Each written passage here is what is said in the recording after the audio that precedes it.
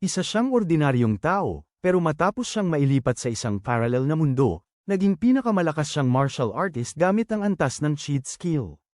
Nagsimula ang kwento ng mabuhay muli ang sinaunang Diyos ng digmaan at isang 28 taong gulang na lalaki na nagngangalang Fang Ping ay na-teleport 10 taon pabalik sa nakaraan sa isang parallel na universo, kung saan lahat ay tungkol sa martial arts. Nang buksan niya ang kanyang mga mata, natagpuan niya ang kanyang sarili na lumulutang na parang multo sa gitna ng isang epic na laban sa pagitan ng dalawang Grandmaster level na martial artist na nagngangalang Tai at Lei. Ipinakawala ni Tai ang Purple Aura at tinamaan si Lei diretso sa isang bundok gamit ang makapangyarihang teknik ng martial arts. Pagkatapos nito, nagsimula siyang ipagdiwang ang kanyang tagumpay, pero ipinakita ni Lei kung sino ang tunay na boss sa pamamagitan ng pagpapakita ng kanyang nakatagong teknik na tinatawag na Heavenly Horse Master Feast at tuluyan nitong inobliterate ang isa pang Grandmaster. Pagkatapos nito, napansin ni Fang Ping na nakaupo siya sa isang upuan sa klase at basang-basa ng pawis na parang kakagising lang mula sa isang masamang panaginip.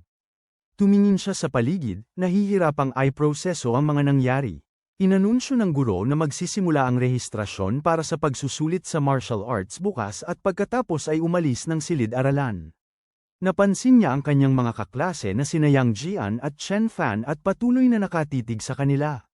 Tumingin ang dalawa at nagtanong kung bakit siya nakatitig sa kanila. Ganoon, pero bago siya makasagot, may isa pang kaklase na dumating na may dalang video.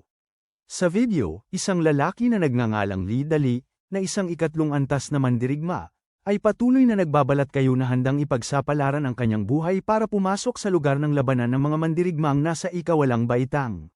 Sinasabi niya sa mga manunood na alalahanin ang kanyang pangalan kung sakaling mapatay siya para ipakita lamang sa kanila ang lugar. Nakita ni Fang ang larangan ng labanan at napagtanto niyang ito ang eksaktong lugar na nakita niya kung saan naglalaban ang dalawang Grandmaster. Habang wala pang ideya kung ano ang nangyari sa mundo at saan galing ang lahat ng bagay tungkol sa mga mandirigma, nagmadali siyang pumunta sa isang internet cafe at nagsimulang maghanap sa web. Malapit na niyang malaman na ito ay talagang isang parallel na mundo kung saan ang mga martial artist ang namumuno sa lahat. At ang pagsusulit sa martial arts ay tila isang malaking pagliko sa buhay ng isang tao dito. Lumabas siya sa cafe matapos malaman na ang registration fee ay humigit kumulang $10,000 at ang mga vitality pills. Kailangan niya ng halos $30,000, sa daan, nakakita siya ng wanted poster ng isang second-rank martial artist at agad na nagtuloy sa kanyang bahay sa Jingo Garden. Nararamdaman niya ang alon ng nostalgia sa simpleng pagtingin sa lugar at nakakita pa siya ng susi sa kanyang bulsa. Nang pumasok siya, agad na tumakbo ang kanyang kapatid na babae at humiling na ibalik niya ang perang hiniram niya mula sa kanya. Pinagdakot ni Fang ang kanyang mukha at agad siyang tumakbo upang magreklamo sa kanilang ina. Nakakita si Fang ng kanyang ama na pumasok sa bahay at ngumiti habang tiningnan ang kanyang pamilya. Habang kumakain, sinabi niya sa kanyang ama na gusto niyang lumabas sa pagsusulit sa martial arts. Tumayo ang kanyang ama mula sa mesa at bumalik na may dalang sobra na puno ng pera, sinasabi sa kanya kung gaano kaseryoso ang pagpili na ito. Sa gabi, nakikinig si Fang sa kanyang mga magulang habang naglalabas sila ng mga pinggan. Nang banggitin ng kanyang ina na mayroon lamang silang humigit kumulang $50,000 sa ipon, sinabi ng kanyang ama na manghihiram siya ng mga pil na pampasigla mula sa pabrika dahil ayaw niyang pigilin ang kanilang anak. Kinabukasan sa paaralan, nagulat ang mga kaibigan ni Fang, matapos malaman na nag-sign up siya para sa pagsusulit sa martial arts na sinasabing kabastusan. Pumasok ang guro sa klase at inannounce na si Wan Jinyang mula sa kanilang paaralan, na ngayon ay isang tunay na martial artist, ay bibisita sa kanilang paaralan. Agad na tumaas ang mood ng buong klase at noon ay tinanong ng propesor sina Fang, Wu at Yang na pumunta sa istasyon para kunin ang kanilang nakatataas. Nang sumunod na araw, habang nakahiga si Fang sa kanyang kama at tinitingnan ang mga pamantayan ng pagpasok para sa nalalapit na pagsusulit, isang patak ng mabahong tubig ang nahulog sa kanya at napagtanto niyang umaagos ulit ang banyo sa itaas. Noon ay tinawag siya ng kanyang nanay, humihiling na tingnan ang vitality. Mga pil na dinala ng kanyang ama. Mabilis na tumayo si Fang at sinuri ang mga ito. Sa sandaling hawakan niya ang isa sa mga pil, may kakaibang sensasyon siyang naramdaman at natagpuan ang sarili sa isang kakaibang lugar. Isang panel na screen ang lumitaw na nagpapakita ng tinatawag na martial art value. Bigla siyang bumalik sa realidad at nagsimulang magtaka kung ito ay isang ilusyon lang. Nagkaroon siya ng kuryusidad at kinuha ang pangalawang peel, Lum Landing sa parehong kakaibang espasyo. Sa pagkakataong ito, sigurado siyang hindi ito isang panaginip kundi isang bagay na dulot ng mga blood key peels. Napagtanto niyang nakatayo siya sa itaas ng isang estatwa at tiningnan ang system panel na nalilito sa mga nilalaman nito. Matapos hawakan ang pangalawang peel, parang nad-obol ang martial art value na nasa display. Naisip niya na maaaring kumatawan nito sa halaga ng Paeldores, tinapak niya ang nakasulat sa ikalawang linya na nagpapahiwatig ng mahalagang enerhiya. Isang matinding alon ng sakit ang dumapo sa kanya nang biglang bumaba ang halaga ng martial art. Ang biglang paggalaw sa chi at dugo ay nakakuha ng atensyon ng isang wanted fugitive na tila may hawak na babae bilang bihag.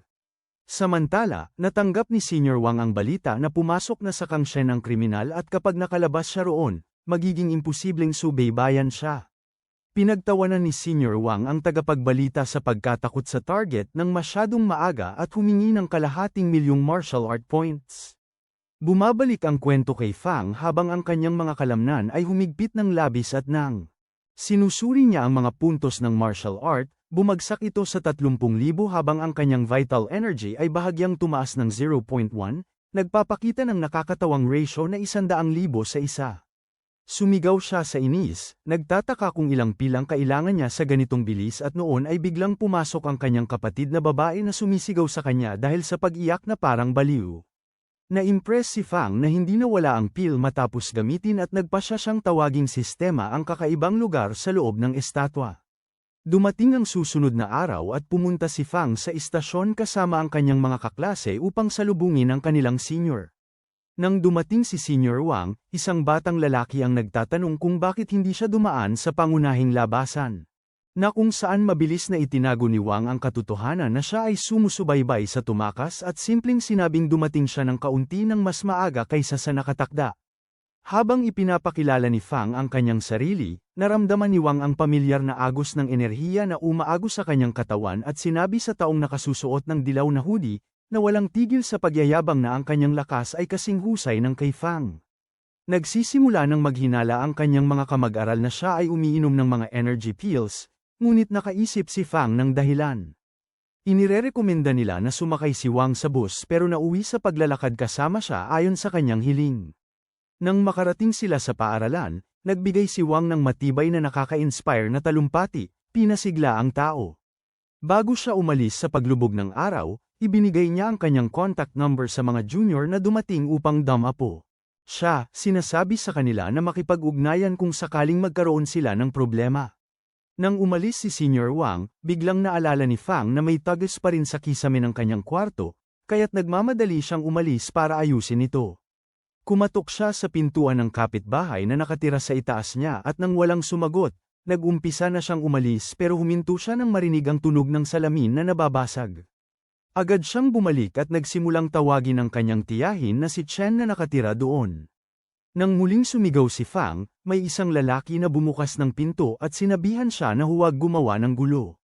Sinasabi niyang papahan ni tiyahin Chen ang lugar sa kanya ng ilang araw. Binanggit ni Fang ang tagas sa kisame na galing sa banyo at ipinagpalagay na maaaring ang bagong umuupa ay maaaring alam ng isang bagay. Maingat siyang tinitigan ng lalaki, sinusubukang alamin kung alam ng bata kung sino siya talaga, saka siya inimbitahan para maging kalmado ang sitwasyon. Naglakad si Fang patungo sa banyo at nakita ang dugong markang bandage, agad na napagtanto na nakatagpo siya ng wanted na kriminal. Nang madama na may hindi tama, nag-alok ang lalaki na magpainit ng tubig at sinabing maupo si Fang. Binanggit ng kriminal ang gantimpala. Matagumpay na pinagsusuklob si Fang na aminin na alam niya ang tungkol dito, pero bago pa man ito umabot sa masama, nagagampanan ni Fang na makapag-type ng mensahe kay Senior Wang na humihingi ng tulong.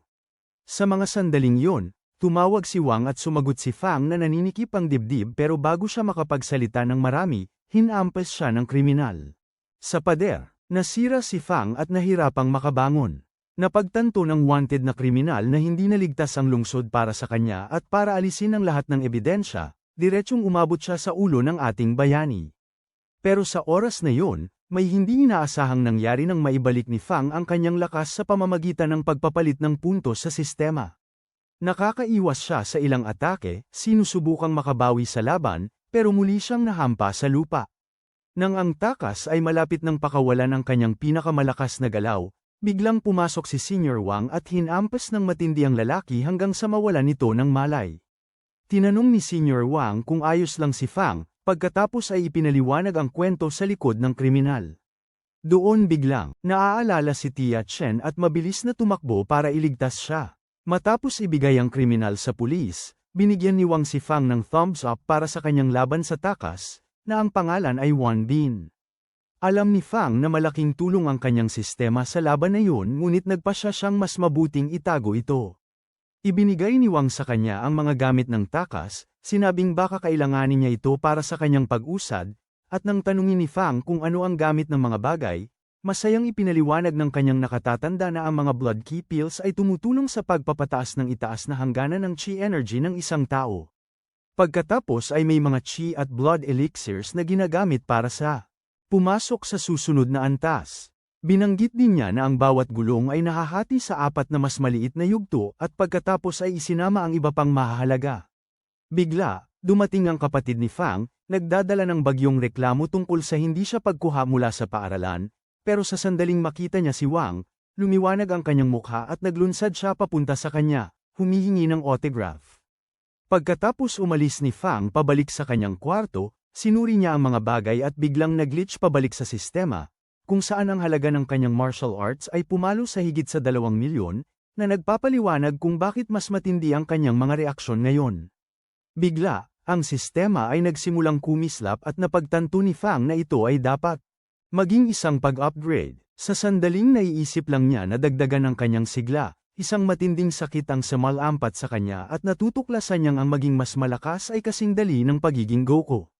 Kinabukasan sa paaralan, nagsimula ang mayamang bata na magyabang kung gaano kahirap para sa kanya na maglakad ng ilang hakbang papunta sa Vitality Center na binilhan siya ng kanyang mga magulang ng makina para suriin sa bahay. Pagkatapos, dinala niya si Fang sa kanyang bahay, gustong makita kung totoo nga ang sinabi ni Senior Wang.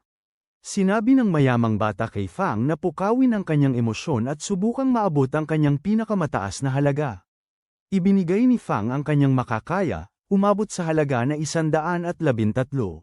Hindi makapaniwala ang mayamang bata.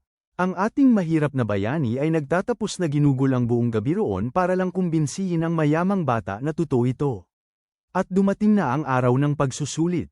Sa sentro ng pagsusulit, nagbigay ang tagasuri ng talumpati bago ang pagsusulit tungkol sa kung paano ang mga martial artist ay ang dangal at hinaharap ng bansa, pagkatapos ay inilarawan ang mga alituntunin. Nilinaw niya na sinumang may markang higit sa 112 ay pasado at sinabihan silang simulan. Lahat ay nagsisigaw, pero nang ang iba ay tahimik, patuloy na sumisigaw si Fang na parang batang ayaw tumigil hanggang sa siya ay maging isang karakter na parang Dragon Ball Z. Ang testing capsule niya ay nagliwanag ng maliwanag na pula at ang tagasuri ay nagmukhang stunned habang umakyat ang score sa 149, nakapareho ng nakuha ni Senior Wang noong nakaraang taon. Maging ang mayamang tao ay hindi makapagsalita, napagtanto na si Fang ay may kontrol sa kanya buong gabi. Matapos makapasa sa pagsusulit, tinawagan ni Fang ang kanyang senior at nagtanong kung handa itong ibahagi ang ilang impormasyon tungkol sa universidad na dapat niyang i-target. Sinabi ni Senior Wang na magkita sila sa sports arena bukas ng 2:00 ng hapon. Nang gabing yun, nang makita ng ama ni Fang ang kanyang mga resulta, napaiyak ito sa tuwa dahil sa nasyonal ng kanyang anak. Ang buong pamilya ay medyo naging emosyonal, at pagkatapos ay lumipat ang kwento sa susunod araw. Pinagsalitaan ni Wang ang aming batang kaibigan sa kanyang pagpasa sa eksamen at ipinakilala siya sa anak ng guro at sa mahirap na tao. Sinabi niya sa kanya na maghintay sa gilid at pagkatapos ay nagsimulang mag-isip tungkol sa kanyang guro, si Zhang Qingmin, na minsang pumasok sa isang portal na alam niyang isasara pagkatapos niyang pumasok. Pero para sa kapakanan ng sangkatauhan, wala siyang ibang pagpipilian. Bago umalis upang iligtas ang isang lalaking tinatawag na Shen Quan, ibinigay ng guro ang Martial Arts Society kay Wang at Jin Yang. Sinubukan ni Wang na magsagawa ng murang taktika upang mapilit siyang manatili, sinabing ikakasal na lang siya sa kanyang anak na babae kung hindi siya mananatili. Ngunit agad na tinanggihan ng guro ito, tinawag siyang walang kaiyang at binalaan na siya'y babaliin. Ang mga binti niya simula ng bata pa ang babae. Nang bumalik sa kasalukuyan, biglang inatake ni Wang si Fang at nagbibiro, tinanong kung kontento siya sa ganung mahinang katawan. Pagkatapos ay naging seryoso ulit siya at ipinakita ang pinakamagandang opsyon sa unibersidad, itinuturo ang 4 na inirerekomenda niya dahil nagbibigay ng lahat ng kinakailangan para sa mga tagumpay ng walang bayad. Matapos pag-isipan nito ng mabuti, nagpasya si Fang na pumunta sa ikalawang paaralan. Hindi nagtagal, dumating ang araw ng pag-alis. Nagpaalam si Fang sa kanyang pamilya at ang kanyang kapatid na babae ay gumawa ng malungkot na anyo, humihiling na ipaalam sa kanya sa sandaling makatagpo siya ng kanyang magiging asawa. Habang umaalis ang tren, tumakbo siya pagkatapos nito, nagbibigay ng malinaw na senyales na mamimiss niya siya. Samantala, naglalakad si Wang sa tabi ng anak na babae ng kanyang master, na nangangako na magiging mas malakas siya upang mailigtas si Fang balang araw. Dumating si Fang sa unibersidad at talagang noindang sa lalaki na may matatalim na ngipin, naglabas ng kanyang malaking tibak, at sinabi na huwag isipin na dahil nakapasok siya sa mo ay espesyal na siya. Habang sinusubukan niyang alamin kung anong antas na si Fang, tinawanan ni Fang ang kawalang galang na may ngiti at tinanong kung siya ba ang kanyang nakatatanda. Kaya ipinakilala ng lalaking may asul na buhok ang kanyang sarili bilang Qin Fan King. Pero nang ipakilala ni Fang ang kanyang sarili at banggitin ang Nanjing, nagmukhang hindi natuwa si Qin dahil sa kanyang kaaway na matagal na. Laging pumapasok sa isip ni Qin ang mukha ni Wang at sinasabi nitong itigil na ang pakikipag-usap ng napakakaswal sa kanyang nakatatandang kasama at magsimula ng magpakita ng respeto. Habang siya ay naglalakad na may dalang sako ng mga mapagkukunan, sinumpa ni Qin si Wang at nangako na magpapaunlad ng sarili hanggang sa matalo niya si Wang at ang Nanjing University. Sa susunod na reception, ipinakita ni Fang ang kanyang admission form sa receptionist na nagulat sa kanyang pangalawang ranggo sa Bone Tempering, ngunit matapos ang mabilis na pagsusuri sa kanya, natuklasan niyang umabot na siya sa pangatlong ranggo sa loob lamang ng isang buwan, isang bagay na tanging isang second year pa lang ang nakapagtagumpay sa ngayon. Lahat ay nabigla habang agad na nagsimula ang babae na ipakita ang mga protocol at kahit sinabi pa sa kanyang nakatatanda. Si Zhou Yun ang nag-asikaso sa kanya. Pagkatapos noon, dinala niya sila sa unang lugar at ipinaliwanag na ang tanawin ay sinadyang gawin na nakakabighani para mapataas ang diwa ng mga estudyante kapag ang kanilang gawain ay sobrang mabigat. Sa loob ng dormitoryo, si Fang ay pumasok sa kanyang kwarto at nagulat na makita ang napakalaking espasyo na kanya lamang. Sa oras na nagsisimula na siyang ayusin ang kanyang bagay, isang magandang binatang may blonde na buhok mula sa tapat na kwarto, si Fu Chengbing, ay pumasok at kumilos na parang komportable sa kanyang sofa. Sa isang kaakit-akit ng ngiti, tinanong niya kung saan galing si Fang at nang sabihin ni Fang na mula siya sa Nanjing, mabilis na nagbago ang ugali ni Fu nang tanungin kung kilala niya ang pangalang Wang. Si Fu ay patuloy na nagsasalita tungkol sa kung paano ang lakas ni Wang ay tila lumalampas na at tinalo na ang mga nangungunang mandirigma mula sa 8 unibersidad. Habang si Fang ay umiinom ng malamig, napansin ni Fu na may pangatlong antas na pagpa-temper ng buto si Fang at nagulat, nagbago ang tono niya habang umamin na maaaring hindi gaanong malayo ang kanilang lakas sa isang totoong laban. Sinabi niya kay Fang na huwag mahuli para sa talumpati ng kanilang guro sa larangan isa at nagpakita ng nakakaakit ng ngiti, sinabing gumawa siya ng isang kamanghamanghang pagsisimula.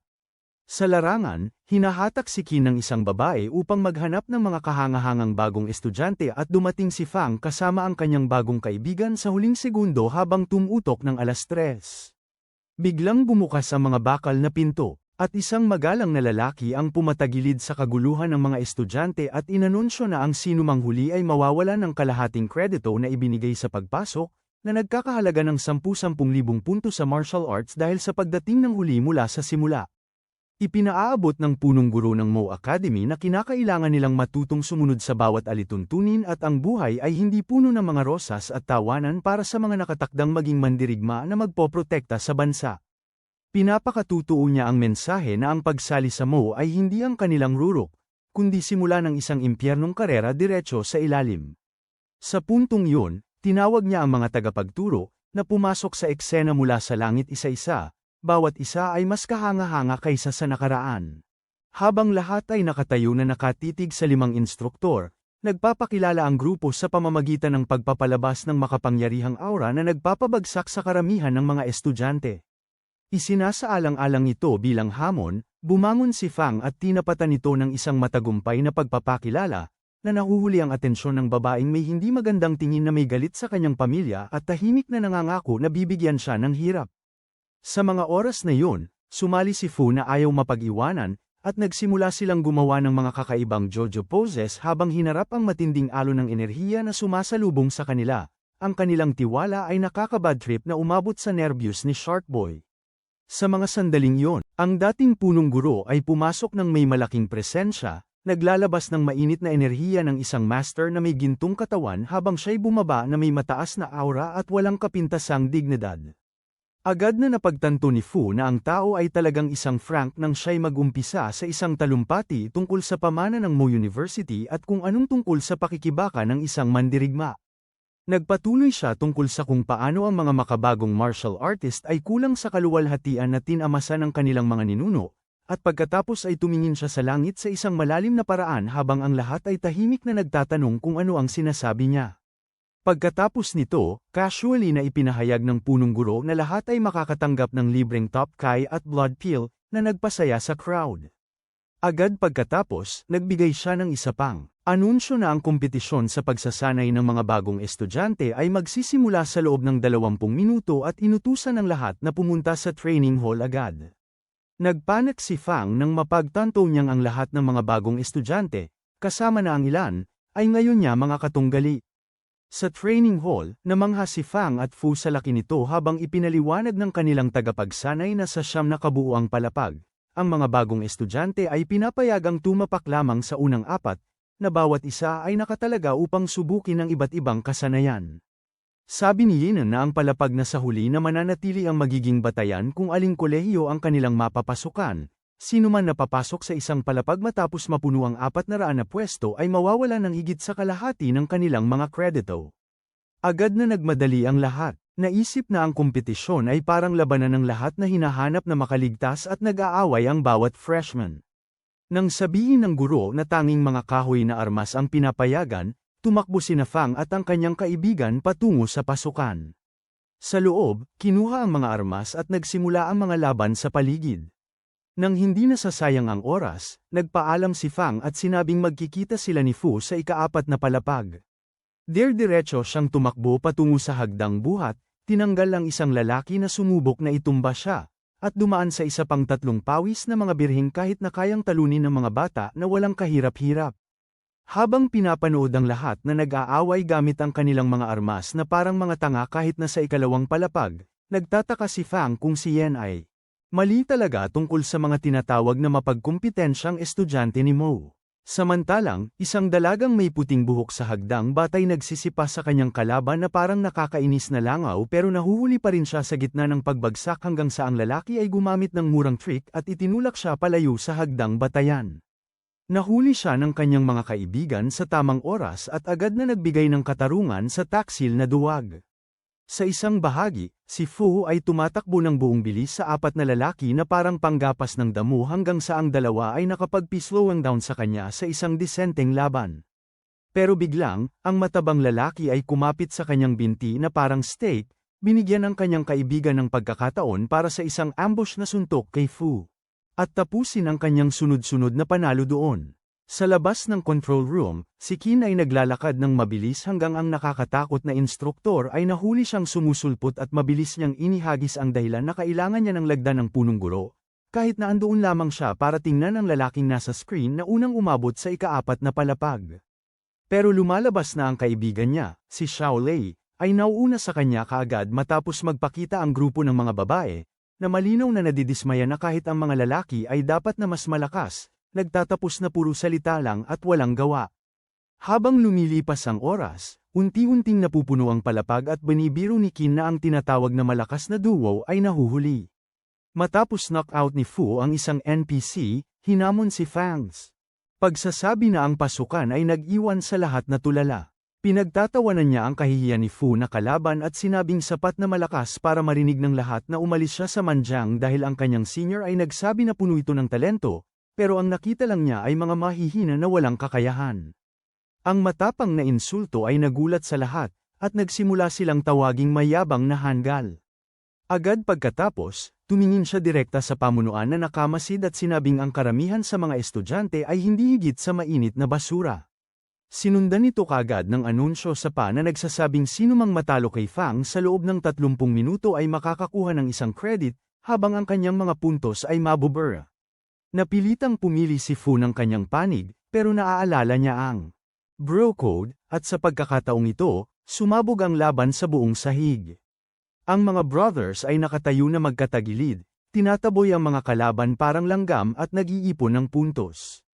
Nang makita ito, ang babaeng may pink na buhok, si Yang Xiaoman, ay bumulusok at nagulat si Fang sa sobrang lakas niya para sa isang mukhang TikTok girl, at nagawa niyang harangan ang kanyang hindi matigil na atake gamit ang mukha ng ibang lalaki para lamang makaligtas.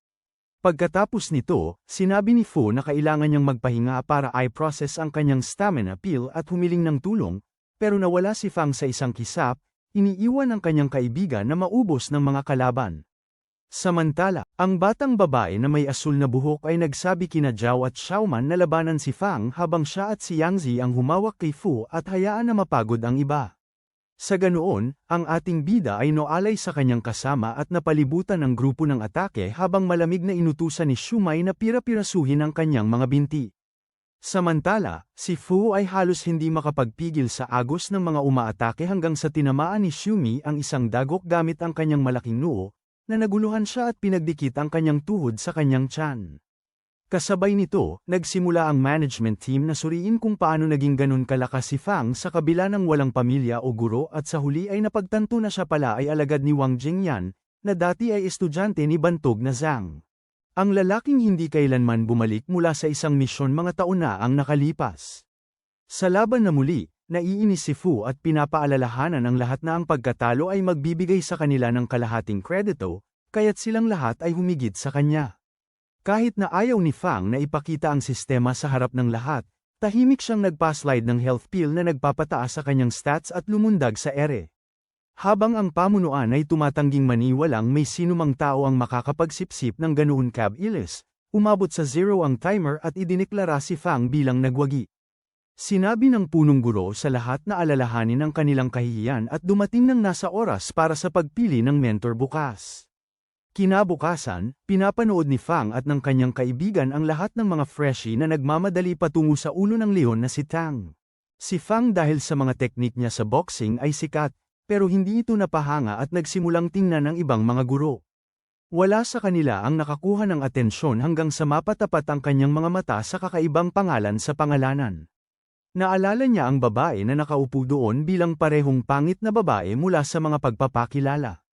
Habang ang kanyang nakakatawang listahan ng mga rekisito ay nagdudulot ng inis sa kanya, bigla siyang tinawag nito, sinasabing siya ang kanyang pinakamainam na pagkakataon dahil kadalasang kumukuha ang mga sikat na guro sa mga seniors na nasira ni Wang at sa mga juniors na pinahiya niya, na nangangahulugang ang buong universidad ay halos nakatutok sa kanya. Binigyan ng babae si Fang ng matigas na realidad, na nagpapaalala sa kanya na wala siyang suporta o koneksyon sa pamilya tulad ni Fu o Zhao Lei, at sinasabi niyang kailangan niyang tahakin ang parehong mahirap na daan na dinaanan ni Senior Wang. Nakuha ni Fang ang mensahe at tinanong kung ano ang maya-alok niya na hindi kayang ibigay ng iba, kaya't sinabi niya na madadali siya sa mga lugar na hindi kayang abutin ng Lionhead.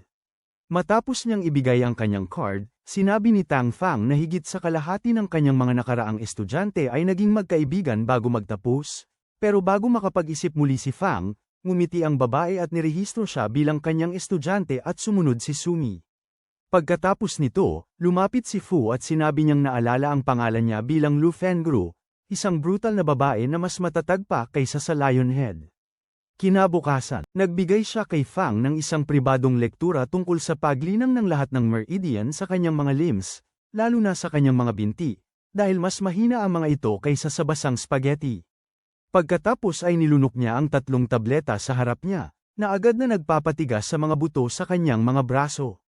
Matapos ang ilang oras ng nakatutok na pagsasanay, naramdaman niya ang isang nag-aalab na kapangyarihan na umaakyat sa kanyang katawan, na lumabas na isang breakthrough. Sinabi ni Lu na dalhin niya ang Sumi sa susunod at simulan ang mga teknika ng martial arts, habang siya ay nagagalak sa pag-abot sa unang ranggo at humihingi ng mga candy ng unang ranggo. Mabilis siyang pinigilan nito upang ipaalala sa kanya na ang mga vitality pills ay hindi basta-basta tumutubo sa mga puno at pinalayas siya mula sa bahay. Kinabukasan, nakipagkita si Lo sa kanyang dalawang bagong estudyante at naglabas ng isang Bruce Lee-style na sipa para ipakita sa kanila kung ano ang hitsura ng totoong tama. Ipinaliwanag niya na ang isang wastong martial artist ay naglilipat ng bone tempering sa isang tanging punto ng sipa at sinabi kay Fang na subukan ito. Nagsuot siya ng kanyang malaking pantalon at nagbigay ng malakas na sipa, pero ang pag-recoil ay nagdulot ng sobrang pinsala sa kanyang paa na hindi na siya makapag-ensayo ng ilang araw. Casual na sinabi ni Lu na nakalimutan niyang banggitin na kailangan niya ng alloy boots para dyan. Mamaya, naglalakad siya ng pilay patungo sa logistics department gamit ang saklay habang puno ng pag-ikot ang daan. Pinilit niyang gisingin ang masungit na matanda, na walang hiya at natutulog sa front desk, para bumili ng mga bota, pero ang lalaki ay nakatingin sa kanya at tinanong kung ano ang magagawa ng isang kapansanan tulad niya. Kailangan ng bagong sapatos para sa Kapag linawin ni Fang na siya'y nasaktan lang, ang matandang lalaki ay talagang lumapit at sinabi na ang i-rank na bota ay magkakahalaga ng mga isang kidney at kalahating halaga ng kredito. Pero nang makita ang takot sa mukha ni Fang, nag-alok ang lalaki ng espesyal na deal ng di-rank na Yeezy sa presyo ng 2 kidney. Ilang araw matapos nito, ang trio ay pumunta sa martial arts club para sa pagsasanay ngunit huminto para umalis nang makita nilang ginagamit na ito, nang biglang tawagan siya ng grupo ng mga seniors na may masamang tono.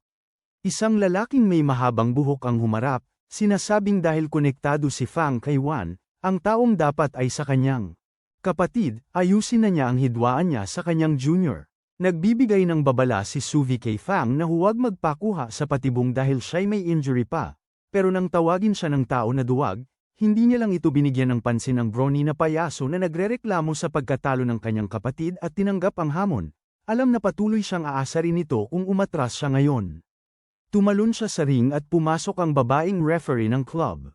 Nagreklamo ang unang kalaban na pinahigi siya ni Wan sa kama ng 3 buwan at nawalan siya ng 3 ranggo, pero sinabi ni Fang na itigil ang chismis at magsimula ng makipaglaban.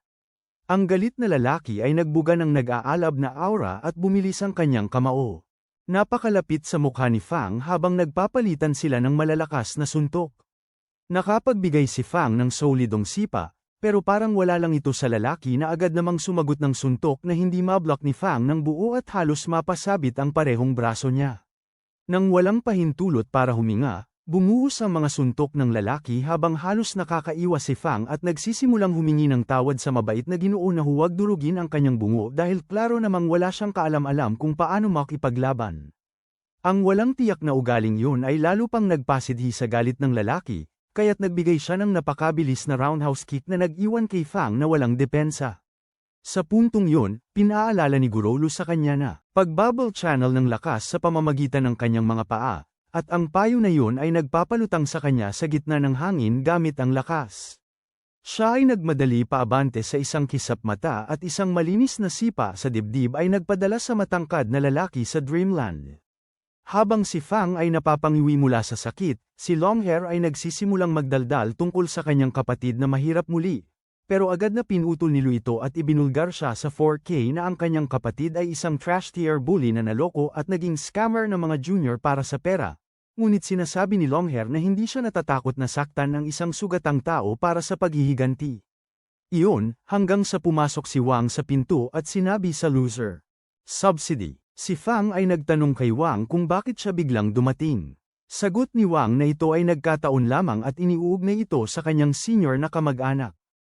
Sinasabi niya sa ating bida ang tungkol sa nalalapit na pambansang palitan ng freshman, kung saan 79 na paaralan ng martial arts ang magtatagisan para sa mga mapagkukunan at hinihimok siyang simulan ang paghahanda para dito. Kinabukasan sa silid konsyerto, pinag-uusapan ng mga guro ang paparating na kompetisyon ng martial arts, na tila ito ay pinangangasiwaan mismo ng MOBO. Ipinaliwanag nila na ang paaralang mananalo ay makakatanggap ng malaking 20% na dagdag sa kanilang subsidiya. Taunang alokasyon ng yaman. Sinasabi ni Tang Fang sa mga freshmen na para manatiling patas, sila ang kakayad ngayon.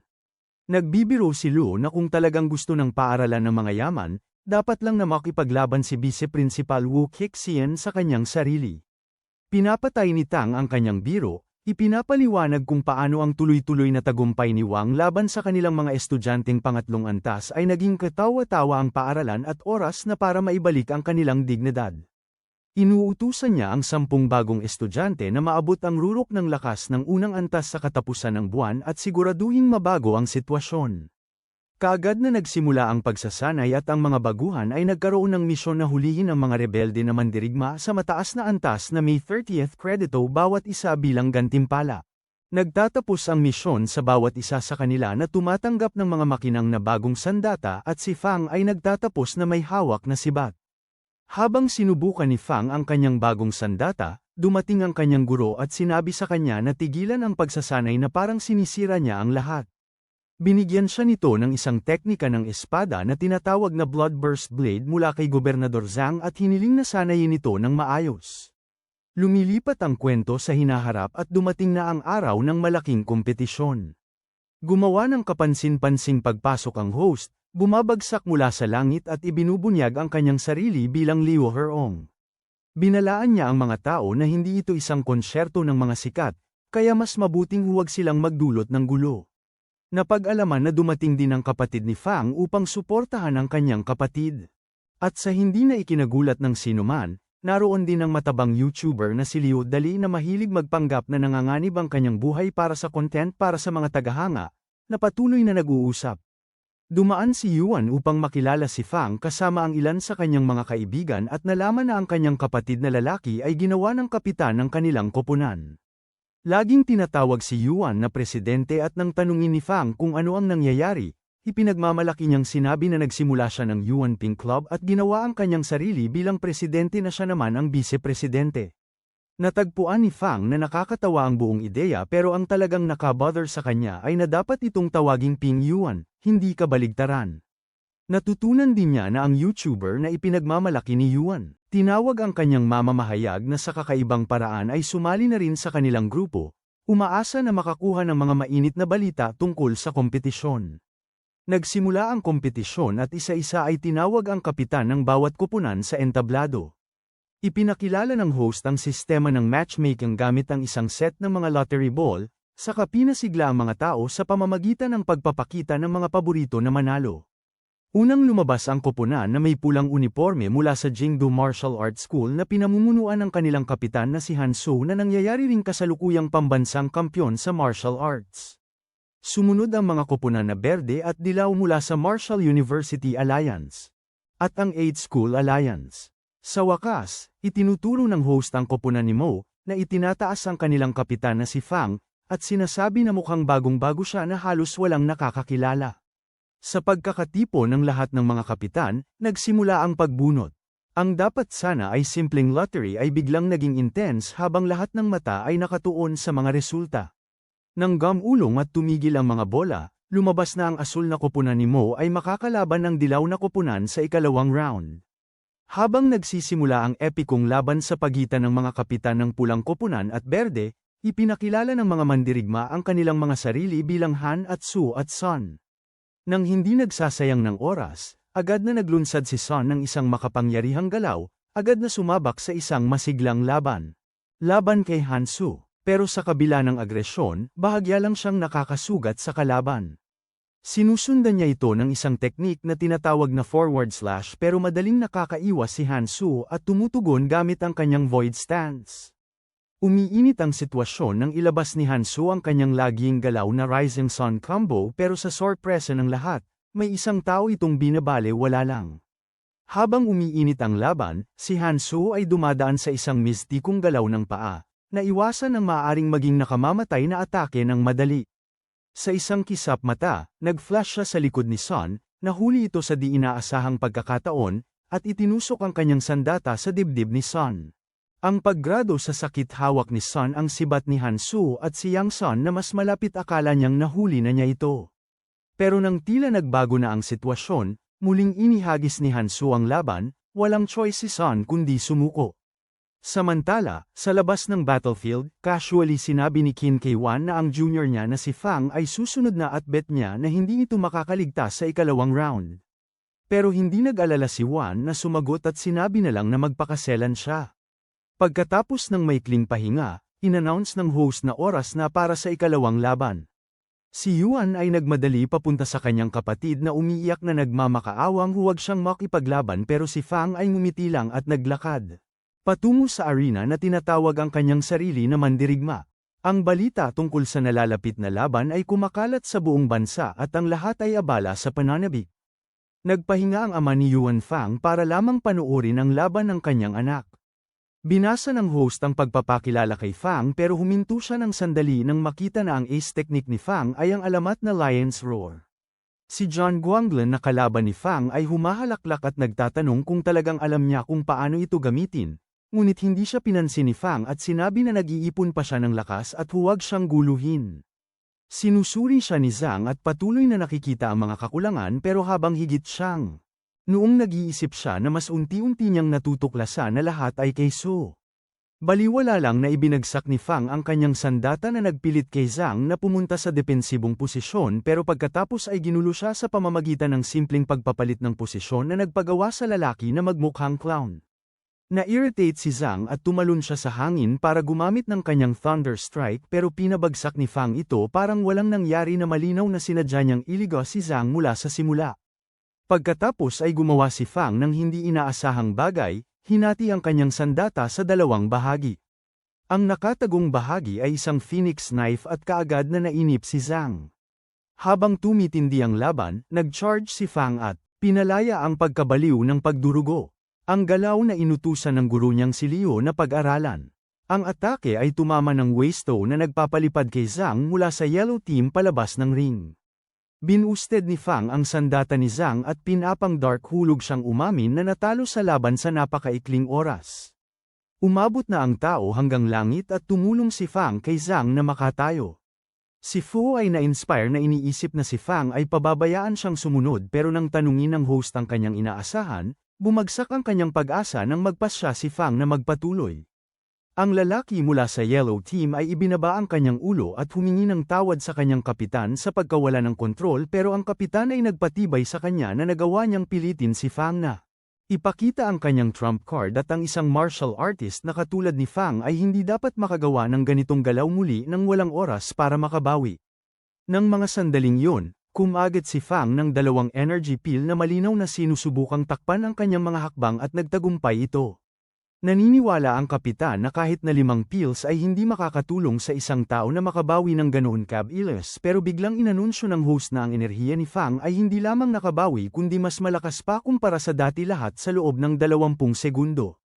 Ang mga Grandmaster na nanunood mula sa itaas ay nagsimulang bumulong na napagtanto na ang batang ito ay dapat may napakalakas na katawan upang maabsorb ang mga pills ng ganoon kabilis. Ang kapitan ng Yellow Team ay lumihis sa kanilang pangalawang kasapi na si Chen at sinabihan siyang tumutok sa mas mababang bahagi ng katawan ni Fang dahil maaaring yun na ang kanyang tanging pagkakataon. Sa ganitong paraan, nagsimula ang ikalawang round at sumugod si Chen nang hindi na naghihintay pa ng pagpapakilala. Ang laban ay nagpatuloy hanggang sa wakas ay naramdaman ni Chen na siya ay may kalamangan, ngunit biglang narinig ang isang dalawang yugto na sipa ni Fang at nahulog siya sa sahig. Nakamit ni Fang ang pangalawang sunod na panalo. Nag-wild ang crowd at nang tanungin ng host kung gusto pa niyang magpatuloy, tumango lang si Fang. Nang mga sandaling yun, napagtanto ng kapitan ng Yellow Team na si Ibin na nagkamali siya sa pag-estima sa taong ito. Ayaw magbigay, Fang, oras para mag-recover, agad siyang sumugod sa arena at naglunsad ng buong puwersang atake. Halos hindi nakakaiwas si Fang at nagrereklamo na hindi pa siya nakakainom ng mga gamot niya. Muli, sumiklab ang isang matinding laban ngunit muling pinamangha ni Fang ang lahat sa isang bagay na hindi inaasahan. Ginamit niya ang Void Standing State at lumutang sa ere na parang lumilipad. Maging ang sarili niyang koponan at ang mga punong bisita na nanunood mula sa itaas ay nagtataka kung kailan siya nagkaroon ng oras para mag-ensayo para dito.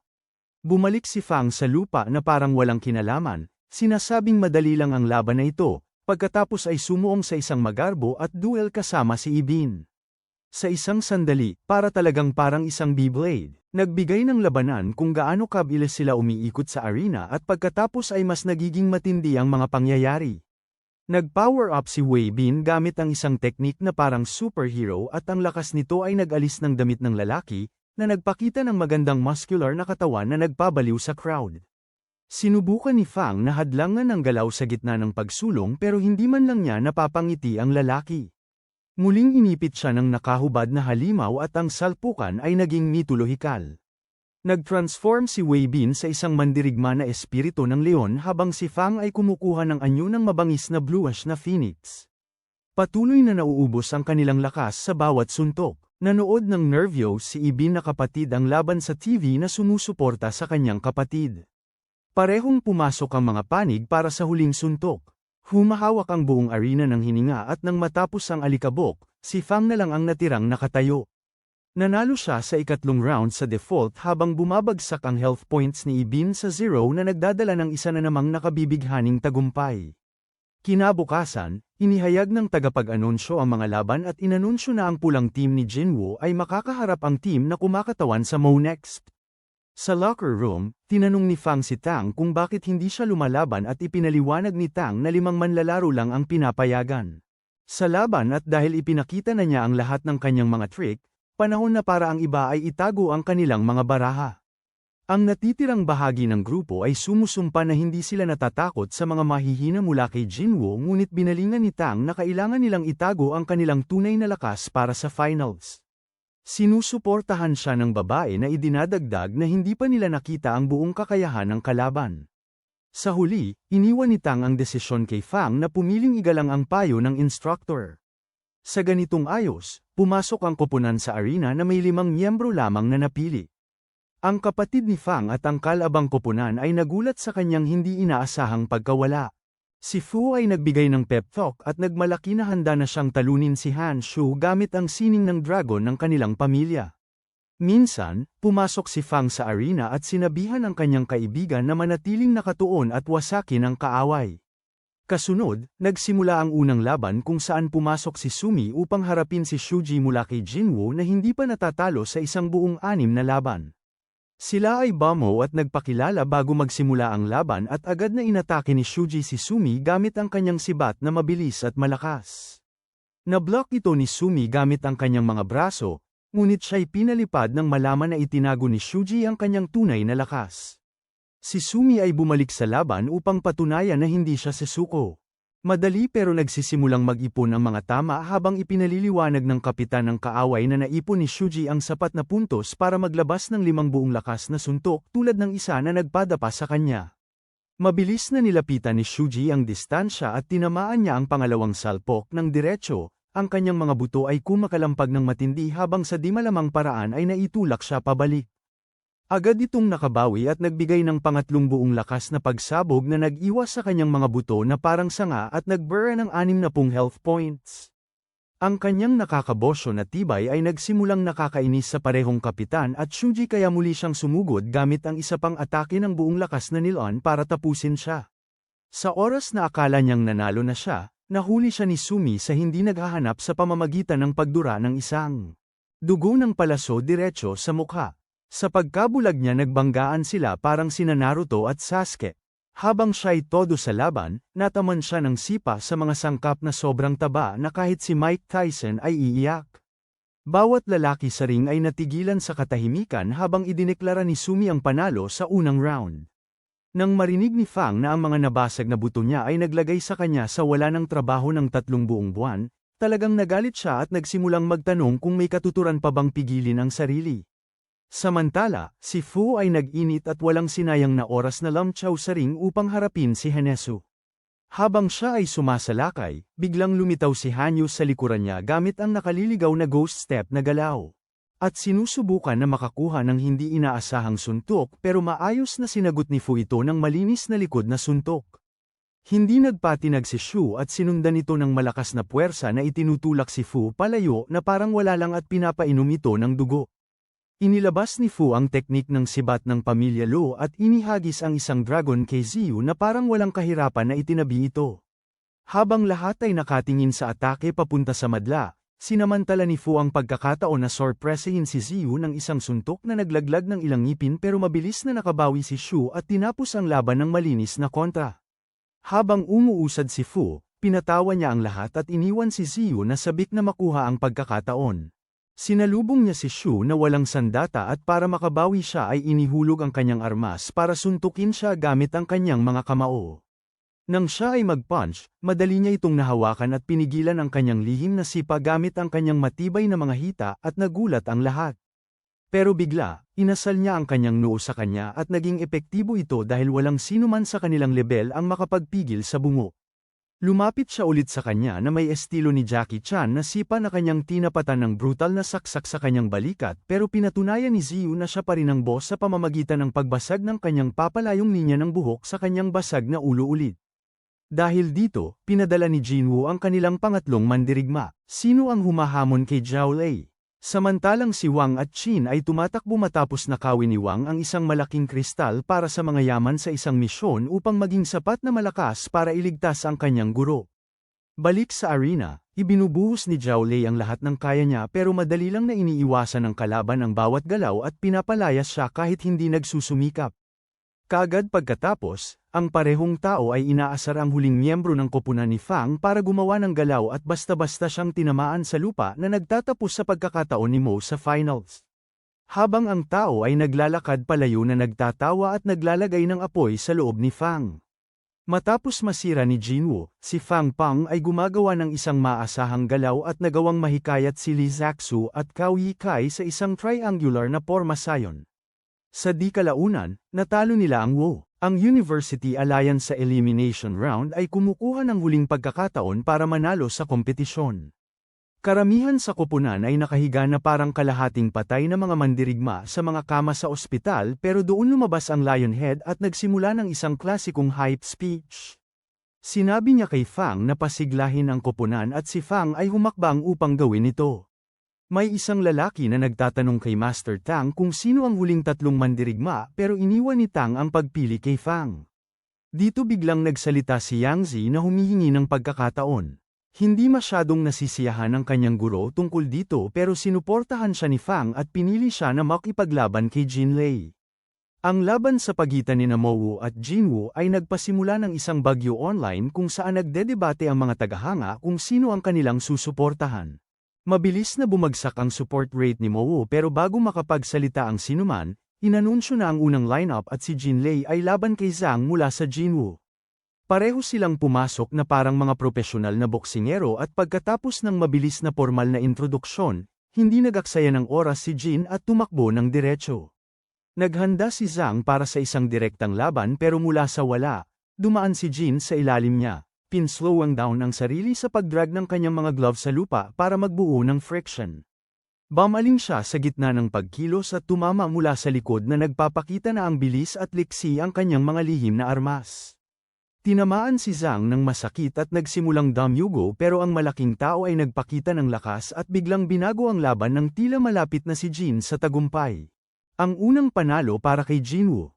Nanatili siya para sa ikalawang round na kumikilos na parang flashy at doon na sumulpot si Chen Yangzi. Habang siya'y papasok, nag-aalala siya para sa lalaki at sinasabihan siyang dapat siguro niyang laktawan ito pero mali ang pag-intindi ni Zhang sa kanya na akala niya isa lang siyang marupok na babae at naglabas ng brutal na cannon fist na halos mapatambe siya. Ngunit sa sandaling ang host ay malapit ng ipahayag, naganap ang isang himala. Pumasok ang kanyang revitalizing pill at siya'y bumangon mula sa sahig na nanalo sa round sa pamamagitan ng default habang si Zhang ay bumagsak sa pagkapagod. Sa tie na iskor, sumulpot si Fang Wenxing na naglalakad. Anumang pagpapakilala at pagbibigay ng lahat ng kanyang lakas sa mga suntok. Sa wakas ay hindi na nagtitipid si Yang Zi at ibinibigay ang lahat gamit ang kanyang mid-tier na galaw sa laban na tinatawag na 18 link kicks. Bawat isa ay tumama ng malakas at nagpaligwak kay Fang Wenxing sa kanyang balanse, pero bago niya matapos ang combo, hinawakan ng lalaki ang kanyang binti at ibinagsak siya sa lupa at nagsimula ng gamitin ng isang nakatagong teknik mula sa pamilyang Dongfang na mukhang kayang tapusin siya doon. Sa tamang oras, pumasok si Fang Ping at hinaranggan ng atake, iniligtas siya at tinanggap ang round. Pagkatapos ay humarap siya sa isa pang Fang at talagang pinahiya siya dahil sa kahit anong. Iniisip niyang kaya niyang manalo sa ganitong pagod na estado. Ngayon, oras na para sa huling laban sa pagitan ng mga kapitan ng koponan. Nagtataka si Han Shu at sumabak sa isang mabilis na laban kay Fang na muling nagtatangkang gumawa ng mabangis na atake ngunit sinagupa ni Han ito sa kalagitnaan. Habang nasa itaas si Han, sinubukan ng tagapagkomento na mangbuli ngunit pinatahimik siya ni Fang sa gitna ng laban na nagpapakita na hindi siya ang nangingibabaw. Muli, hinati ni Fang ang kanyang armas at sumubok ng isa pang malakas na atake pero nakita ito ni Han at nakapagbigay ng matalim na tama na nakasugat sa kanya. Mabilis na nagkunwari si Fang na naging abala siya at lihim na ginamit ang kanyang sistema. Up ng kanyang enerhiya para sa susunod na round. Samantala, si Senior Wang at Chin ay nakahiga sa kanilang mga kama sa ospital habang ang kanilang mga buto ay patuloy na naghihilom. Nagsasalita sila tungkol sa kung paano walang paraan na makakabawi ang isang tao ng ganitong kalakas na lakas sa pamamagitan ng pag-inom lamang ng maraming gamot. Sa arena, si Hu ay nag-charge at naglabas ng bagyo ng mga atake direkta sa ating lalaki, todo na at pinagsasakay si Fang sa lupa, iniwan siyang talo at halos di na makagalaw. Nang akalaing tapos na ang lahat, biglang natagpuan ni Fang ang kanyang sarili na lumulutang sa berdeng asul na liwanag sa ibabaw ng estatwa ng sistema. Nagsimula siyang mag-isip ng mabuti, para sa anumang posibleng paraan upang baligtarin ang walang pag-asa na laban at biglang makabawi ng ganap na para bang gumamit siya ng life returning pill. Sinabi ni Han sa kanya na hindi makakatulong ang kanyang lumang frenetic technique pero tumanggi si Fang na umatras. Sumagot siya gamit ang bagong galaw na tinatawag na Tiger Breaks the Army at pinarusahan ito ng mas brutal na mga gulp na sa wakas ay nagpapabago ng takbo at nakuha ang panalo. Iyon ang nagmarka ng katapusan ng 3 araw na kompetisyon kung saan nakamit ni Fang ang malaking tagumpay laban kay HSU na nagbigay sa kanya ng maraming premyo at inihayag ng tagapagbalita na magkikita sila para sa bahagi 2 pagkatapos ng mga pista opisyal ng bagong taon. Samantala, natutunan ni Fang na huwag baliwalain ang kompetisyon kaya ginagamit niya ang bawat segundo para mag-ensayo. Maging matatag at lumakas nang hindi umaasa sa sistema. Nang sumunod na araw, umalis si Fang kasama ang kanyang kapatid at ang grupo sa dorm habang nag-uusap sila tungkol sa kailangan nilang makisabay sa kanya kung ayaw nilang mahuli. Sa daan, corner niya ang sakim na matabang tao tungkol sa sinasabing eksklusibong coverage na hindi niya naibigay at hinihingi ang makatarungang bahagi ng kanyang kita bilang kabayaran na halos nagpapaihi sa lalaki bago tumakbo. Nang mga sandaling yun, nahabol ng ilan si Fang at sinabi ng kanyang kaibigan na ganap na siyang gumaling. Umuwi sila at ngumiti habang sinasabi na sinuman na hindi umabot sa pangalawang ranggo sa simula ng paaralan ay opisyal na bakla na binigyan si Yang Sai ng matalim na tingin. Sa puntong yon, sila, mga kaibigan ng Palm at umalis si Fang papunta sa tren. Sa loob ng tren nagulat ang kanyang kapatid na siya ay nakapasok lang sa ika-6 na ranggo sa torneo pero nagpabaya lang siya at sinabi na hindi naman ito mahalaga dahil nakasakay siya sa control room at nalaman niyang pangalawa na siya sa ranggo ngayon at nagulat ang kanyang mga kaklase. Kahit nasabik sila, sinabi niya sa lahat na manahimik muna. Nagbiro ang kanyang kaklase na nahahabol na siya kay Wayne pero sumagot si Fang na si Wayne ay nagbabalak na sa ika-4 na ranggo at ganun lang. Muling na-inspire siya na magpatuloy sa pagsunod sa mga yapak ng kanyang nakatatandang kapatid. Masaya si Fang habang naglalakad pa uwi, nakikita ang mga pagdiriwang at kung paano tila walang nagbago. Binigyan niya ang kanyang autograpo sa ilang bata sa kalsada at ang araw ay nagtatapos sa isang nakakaantig na muling pagkikita kasama ang kanyang mga magulang. Kinabukasan, siya ay umalis para sa isang lakad nang salubungin siya ng ahente na kumuha sa lalaking may gantimpala at tila walang pakialam na binanggit na para sa kanyang papel sa pagsugpo kay Huang Bin at pagkuha ng pinakamataas na marka sa kompetisyon ng martial arts. Nagpa siya ang lungsod na suportahan siya sa pamamagitan ng pagbibigay sa kanya ng kanyang sariling studio apartment sa marangyang lugar kung saan nag-aaral ang kanyang kapatid na babae na nagpalutang kay Fang. Agad siyang tumawag kay Huang upang itanong kung bakit hindi niya kinuha ang kanyang bahagi mula nang siya ang pinakanag-ambag ngunit sinabi ng nakatatandang aura farmer na hindi niya ito kailangan at itinuro na maaaring gamitin ni Fang ang dagdag na espasyo. Na mag-training ng walang istorbo sa kanyang pamilya. Nag-aalok si Fang ng pagkain bilang pasasalamat sa kanya. Sabi ni Huang na abala siya sa trabaho at nangangako silang magkikita sila agad. Sa puntong yun, lumipat si Fang sa apartment ng klase ng Goksho kasama ang kanyang pamilya at nagsettle silang magkasama na punuin ang lugar ng chill energy habang dumarating ang mga holiday ng bagong taon. Pagkatapos ng mga holiday, sinabi ni Fang na siya ay pangalawa sa ranggo at nagulat ang lahat. Nang mga sandaling yun, Tumawag ang isang matandang kaibigan na nag-aanyaya sa kanya sa Nanwu at pumayag siya dahil matagal na siyang hindi nakita si Huang. Tinanong ni Fu kung tungkol saan ito at sinabi ni Fang na pwede rin silang lahat sumama na nagpasaya sa lahat. Excited para sa biyahe habang umabot ang koponan sa Nanwu, namangha sila sa ganda at kaayusan ng lugar. Ang mapayapang atmosfera ay nagpasimula sa mga babae na pag-usapan kung gaano ito kakalmado. Pero hindi nagtagal ang sandaling yon nang may isang pasaway na pumasok na nagmumura at nagtatangkang magdulot ng gulo. Sa puntong yon, dumating si Huang at mainit na tinanggap si Fang at ang iba pang miyembro ng grupo sa prestihiyosong Nanjing Wu University. Tanong ni Huang kay Fang kung naabot na ba nito ang rurok ng ikalawang antas at nagbigay siya ng nakakatawang suhestyon na gusto niyang ipahiya ni Fang ang mga estudyante ng Nanwu katulad ng ginawa niya kay Mo noong bumisita siya roon. Ipinaliwanag ni Huang na ang mga estudyante dito ay parang naging masyadong kampante at kailangan ng gising upang maibalik ang kanilang sigasig. Pinagsama-sama niya ito at iniimbita si Fang na sumali sa isang mock na second-tier match laban sa koponan ni Nanwu. Bagaman sinubukan ni Fang na tumanggi, nag-uumapaw ang kasab-ika ng kanyang mga kasamahan at sa pamamagitan ng pag-aalok ni Huang ng ilang pills bilang gantimpala, sa wakas ay pumayag ang ating bida. Tumawag si Fang sa kanyang guro na may mukha ng leon, si Tang, at sinubukang pasikatin ito para magpadala ng humigit kumulang 50 second-tier pills. Biglaang nagalit si Tang sa labis na kahilingan ngunit kalaunan ay pumayag na magpadala ng isang batch ng first-tier pills kasama ang 5 second-tier. Upang pasiglahin ang kanyang mga kasama, mga kaklase Huang ay matapang na nagmungkahi sa prinsipal na dapat nilang i-expel ang 70% ng mga estudyante ng Nanwu kung sila ay matatalo laban sa mga bagong itinalagang estudyante mula sa Mo. Nagtalo siya na ito ay magbibigay daan sa paaralan na ituon ang kanilang mga yaman sa pag-aalaga sa ilang piling mandirigma na talagang may kagustuhan na makipaglaban sa halip na mag-aksaya ng oras sa mga walang gana. Ang mungkahi ay nagdulot ng pagkagulo sa buong Nanwu. Ang prinsipal ay nakakagulat na pumayag ng hindi nag-atubili. Si Huang ay nagdeklara ng mga alituntunin ng mock battle na kasing simple nang ang nanalo ay mananatili at ang natatalo ay aalis, at ang huling nakatayo ang magiging tagumpay. Habang may tensyon sa hangin, nagsimula ang laban habang ang mga estudyante ng Nanwu.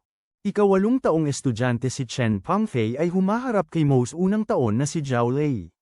Gayunpaman, ang laban ay naging madali para kay Zhao Lei habang siya ay walang hirap na nakakakuha ng panalo.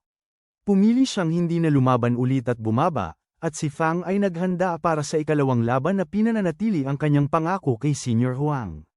Sa sandaling si Fang ay humakbang sa entablado, isang alon ng kaguluhan ang sumiklab sa Nanwu habang ang mga estudyante ay nag-uusap na puno ng hindi makapaniwala na nagtatanong kung paano niya nailipat ang kanyang antas ng mabilis. Upang harapin siya, si Lini Lanka ay humakbang. Agad na pinukaw ni Fang siya sa pamamagitan ng pagtatawa na ang kanyang pangalan ay basically nangangahulugang nabubulok na dahon ng gulay na nagiging dahilan upang silan ay magmadali papunta sa aming bata na may galit. Siya ay nagiging agresibo pero si Fang ay naglalaro sa kanya ng walang kahirap-hirap at sa sandaling siya ay nagbiro sa kanya na tumakbo na parang takot na pusa. Binabaligtad niya ang sitwasyon at itinaboy siya sa entablado na pinipilit siyang tumakas at sumuko. Sunod na pumasok ang isang lalaking may uban sa arena pero bago pa man siya makapagpakilala, pinutol siya ni Fang at sinabing hindi niya pinapahalagahan ang mga mahihina. Agad na natapos ang laban na yun at pagkatapos ay may bagong hamon na pumasok na nag-aapoy ng maliwanag na pulang apoy. Aminado si Fang na mukhang karapat-dapat na kalaban ang lalaking ito at inihagis ang kanyang sandata maliban sa paghubad ng kamay. Ang kanyang mga kamao ay nagsisimulang damyugo sa bawat suntok ngunit ang kalaban ay halos hindi gumagalaw, simpleng inaalis ang epekto. Sa pagkakataong ito, ang laban ay talagang tumatagal ng matagal at dahil naglalaro si Fang sa buong oras na pasakamay siya sa isang masikip na sitwasyon. Ang nakakapaso na teknik ng kabayo ng kanyang kalaban ay pinipigilan siya, na nag-iiwan sa ating batang na corner na halos walang puwang na makagalaw. Tinanggap ni Fang ang suntok ng diretso at nahagip siya, na para bang mga sunog na basura ngunit bumangon pa rin at sumugod sa kanyang kaaway na tumama sa kanya ng suntok sa tiyan. Nang mawalan ng pag-asa, itinapon niya ang bawat sugod na alam niya sa isang ligaya na parang baliw. Habang patuloy ang kanilang palitan ng mga suntok, lahat ay nag-aalala. pagkatapos ay sabay nilang inilabas ang lahat ng kanilang lakas at nagbanggaan ang mga kamao ng sobrang lakas na napapangiwi ang mga tao. Sa oras na parang handa na silang tumigil, naubusan ng lakas si Fang kaya pinagsasampal niya ang kanyang ulo sa bungo ni Zhang paulit-ulit at tinapos siya tulad ng isang rabid na aso at pagkatapos ay sumigaw para sa susunod na piraso ng basura. Pumasok si Wang at sinabi sa kanya na sapat na ang ginawa niya. Pagkatapos ay sumigaw sa crowd nagtatanong kung may sino man ang may lakas na haminin siya. Nang walang sumasagot, tinawag niyang nakasasama na hamina na sila at sinabi sa kanila na ibalik ang kanilang karangalan sa pamamagitan ng pagdurog sa pinakamababang tao, na nagpasiklab sa crowd gaya ng pinaplano ni Wang mula sa simula. Kinabukasan sa paaralan, pumasok si Fang sa gusali ng pagsasanay. Sinabi ni Guru Lu sa kanya na makipagkita sa lugar kung saan niya nakita si Qin na parang pinapalayas ang isang lalaki at itinataas ang isa sa kisame na parang baseball. May isang NPC na kapantay ng antas ni Fang ang humamon kay Qin, na ipinakita ang lakas ng ikatlong ranggo na hindi man lang natitinag kahit pa sa mga sipa sa kanyang bakal na matigas na bahagi. Matapos ipakita ang kanyang kakayahan, nakita ni Qin si Fang at sinabi sa huling nakatayo na ang kanyang paboritong junior ang lalaban sa kanyang lugar, pero itinagilid siya ni Guru Lu sa pader gamit ang isang brutal na sipa dahil sa pagwasak sa ari-arian ng paaralan. Sinabi niya kay Fang na sumunod at hindi pinansin ang halos patay na matalim na batang lalaki. Habang naglalakad sila, ipinaliwanag niya ang mga pasilidad ng pagsasanay. Nakatakbo sa loob ng silid ng pagsasanay. Dito, tinatalakay niya kung paano ang mga third-rank warriors tulad ni Qin ay basically titanium sa lahat ng dako kundi sa utak. Upang maabot ang antas na yon, kailangang i-refine ni Fang hindi lamang ang kanyang mga buto kundi pati na rin ang bawat pulgada ng kanyang katawan upang makuha ang uri ng nakababaliw na lakas ng third rank na magbibigay daan sa kanya na isang taga lamang na matalo ang isang tao tulad ni Gu Xiang. Sa puntong yon, ang lalaki sa counter ay direktang nanloko kay Fang ng lahat ng kanyang puntos na walang puwang para makipag-bargain at pumasok si Fang sa silid ng pagsasanay. Pagkatapos umupo, tumutok siya na tila sinaniban at ang kanyang mga mata ay nagniningning na parang Superman habang ang kanyang mga vitality points ay bumababa at isang napakalakas na aura ang pumapaligid sa kanya na parang si Goku na nag-steroids na nag-iiwan kay Lu na naguluhan habang siya. Napagtanto niyang maaaring siya na talaga ang magiging susunod na guro. Ang kanyang mga meridian ay agad na naayos na parang may naganap na biglang pag-unlad na kahit si Fang ay nagulat. Sinabi niyang ang kanyang enerhiya ay napakalakas at humingi siya ng mga magagandang paeldores mula sa kanyang guro, ngunit sinabi nitong magpatuloy lang sa pangarap. Nang gabing yun, ang gintong matanda ay naging nag-aalala dahil hindi pa bumabalik sina Bai at ang iba mula sa kanilang lihim na misyon sa ilalim ng lupa at malapit na silang kailangang magsabi ng totoo. Nagpa siya ang punong guro na ipadala ang lahat ng pangalawang antas ng mga mandirigma habang tahimik na nagtataka kung ang mapayapang araw ng sangkatauhan ay nagwawakas na. Samantala, si Fang ay patungo sa kanyang unang klase sa ilalim ng lupa nang biglang tumawag si Yang Shi at nagtanong kung nakita ba niya ang kanyang guro na si Bai. Just then, may isang nag-anunsyo na nakarating na ang mga nakaligtas sa timog na tarangkahan. Dahan-daang pumasok ang kanilang dalawang truck at nagsimula ang mga nurse na tanggalin ang mga walang buhay na katawan sa isang mabigat na katahimikan. Sa wakas, nakita ni Yang Shi ang kanyang guro at ngumiti hanggang sa mapagtanto niyang ang natira na lang ay isang punit na pangitaas na nababahan ng dugo kung saan dati ay naroon ang kanyang kaliwang braso. Habang ang mga estudyante ay nananatiling nakatayo sa pagkabigla sa nangyari, bumababa mula sa itaas ang gintong matanda at ilang iba pang mga guro. Mukhang medyo malungkot siya pero sinubukan pa ring pasiglahin ang sitwasyon sa pagsasabing ang makabalik na buhay ay sapat na. Laminggo si Bai kay Lu at hiniling sa kanya na ipagpatuloy ang pagsasanay kay Yang Shi, na nagpapaiyak sa poor girl habang nagtatanong siya kung ayaw na ng kanyang master na turuan siya. Dahan-daang ipinaliwanag ni Lu na si Bai ay nagdanas ng malubhang pinsala sa loob at kailangan ng hindi bababa sa 2 hanggang 3 taon para makabawi. Sa puntong yon, may isa pang lalaki na bumaba sa bus at inannounce na ang mga puwersa ng Lansoy Underground ay nag-aklas na nagdulot ng pagkamatay ng 6 na mahahalagang meteors. Lumapit ang Golden Geezer at inutusan siya na ayusin ang wastong libing at alagaan ng mabuti ang mga pamilya ng mga bayani. Habang pinapanood ang lahat ng ito, si Fang ay completely lost at nagtataka kung ano ang negosyo ng underground na ito at ano ang mga lihim na sa tinatawag na lugar na ito.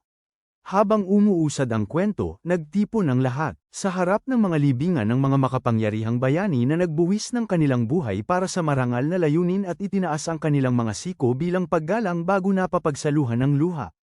Kinabukasan, tinuturuan ng babaeng guro ang mga estudyante ng lahat ng mahahalagang detalye tungkol sa mga underground na kuweba. Ipinaliwanag niya na ang unang nakadokumentong pasukan sa mga kuweba ay natuklasan mga 800 taon na ang nakararaan nang maganap ang isang napakalakas na lindol sa Sixian at pumutok ang lupa na nagdulot ng malawakang pinsala. Ang Chronicles of Origin ay reveals na ang unang portal ay nagbukas sa pamamagitan ng aksidente at pinahintulutan ang mga nilalang mula sa ilalim na malaman ang tungkol sa mundo sa itaas na may mga kapangyarihan na lumalampas sa isang 9th na ranggo ng mandirigma at lampas pa sa tao. Kakayahan. Tinanong ni Fang ang guro kung bakit hindi nila maaaring dumaan sa gateway at sinabi niya na ang paglabag sa spatial isolation ay magkakaroon ng malaking gastos kahit na ang mga kamakailang pananaliksik ay nagpapakita na ang isolation ay unti-unting humihina mula nang lumabas ang unang portal. Idinagdag niya na kasalukuyang mayroong 22 gateways na hindi magkakadugtong at ang karagdagang impormasyon ay hindi pa naabot habang sinasabi rin na ang bilang ng mga nilalang sa ilalim ng lupa ay higit na mas marami kaysa sa sangkatauhan at ang lugar ay naglalaman ng napakahalagang yaman.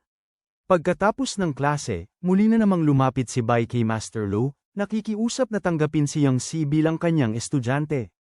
Nag-atubili si Lu para sa isang sandali ngunit sa kalaunan ay pumapayag na bigyan ng pagkakataon ng babae pagkatapos ay dahan-daang tinatanong si Bai na umalis dahil sa kanyang lumalalang kalusugan.